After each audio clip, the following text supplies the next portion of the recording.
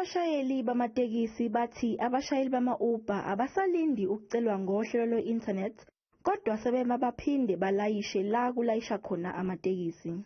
Abasebenzi abafowethu ngama-app, abafowethu sebevula u-association phezu kwethu. Sebe nama-binding point emall mhlawumbe 80 cars inside mall banama-point abasenayo i-drop off zone ne-drop in zone. Abashayeli bama-Uber bakuchithile lokhu. The people who are queuing at malls, what we've come to understand, they are not operating legally. They use the apps to do a price estimate.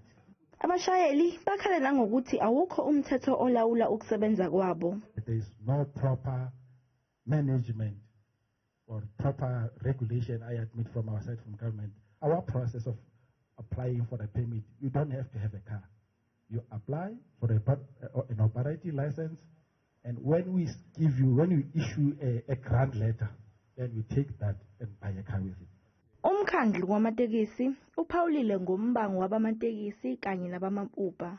Sinephuzu lokuhlanganisa ubuholi ku taxi industry ukuze bakhulume ngazwi linye babe nakubona kunye benze ngendlela efanele. Lempi isidonse cishe iminyaka eyishumi. Namhlanje abashayeli bagcine bevumelana ngelithi abashayeli bama-Uber no-Bolt bazothatha abantu emasangweni ezingqungquthela zezitolo, hayi eminyango yazo.